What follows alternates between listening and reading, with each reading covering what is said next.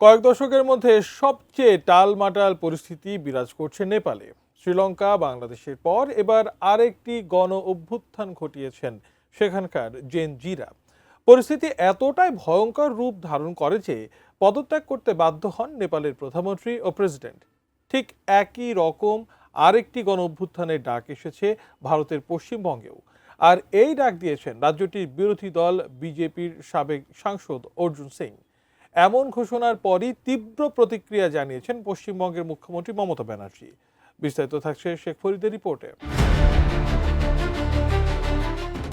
সামাজিক মাধ্যমে নিষেধাজ্ঞা, ব্যাপক বেকারত্ব আর দুর্নীতির অভিযোগে কেপি শর্মা ওলি সরকারের বিরুদ্ধে গণরোষ আছড়ে পড়েছিল রাস্তায়। অভ্যুত্থানের ফলে পদত্যাগ করতে বাধ্য হন প্রধানমন্ত্রী ও প্রেসিডেন্ট।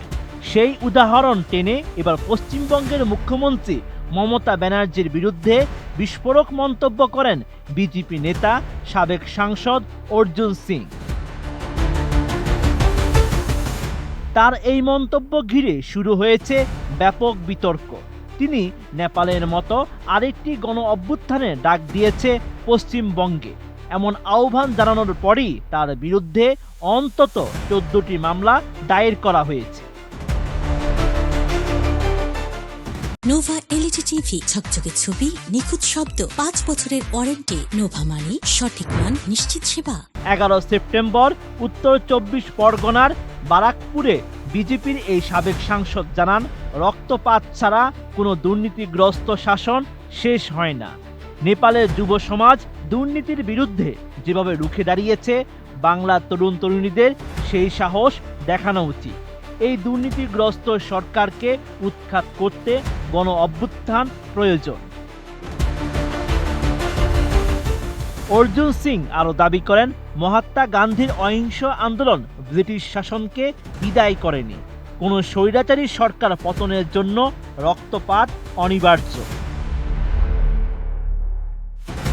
অর্জুন সিং এর বক্তব্যের পর তৃণমূল কংগ্রেস জানায়, তিনি উস্কানিমূলক মন্তব্যের পাশাপাশি মমতা ব্যানার্জিকে হত্যার হুমকি দিয়েছেন।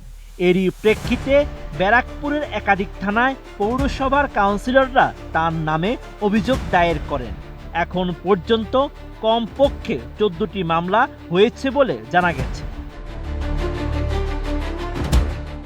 এই ঘটনার পরই সতর্কবার্তা দিয়েছেন মমতা ব্যানার্জি। তিনি জানান, প্রতিবেশী দেশের অশান্তির সুযোগে কেউ কেউ ঘোলা পানিতে মাছ ধরতে চাইছে। বাংলায় অশান্তি বাঁধানোর চেষ্টা হতে পারে, সবাইকে সজাগ থাকতে হবে। এদিকে একাধিক মামলা ও তীব্র সমালোচনা সত্ত্বেও নিজের বক্তব্য থেকে সরে আসতে নারাজ অর্জুন সিং। তিনি বলেন, আমি আবারও বলছি, বাংলায় দুর্নীতিগ্রস্ত সরকারকে উৎখাতের জন্য গণ অভ্যুত্থান প্রয়োজন। আমার বিরুদ্ধে 184টি মামলা রয়েছে, আরও 400 হোক, আমি তা স্বাগত জানাই। অন্যদিকে বিজেপি রাজ্য সভাপতি শ্রমিক ভট্টাচার্য পাল্টা কটাক্ষ করে জানান, নেপাল থেকে বাংলাদেশের সীমান্ত অনেক দীর্ঘ। মুখ্যমন্ত্রী যদি একটু সেদিকে নজর দেন তাহলে ভালো হয়। বাংলাদেশ সীমান্তবর্তী জেলাগুলো জনবিন্যাস দ্রুত বদলে যাচ্ছে। Sheikh Farid, ATN news.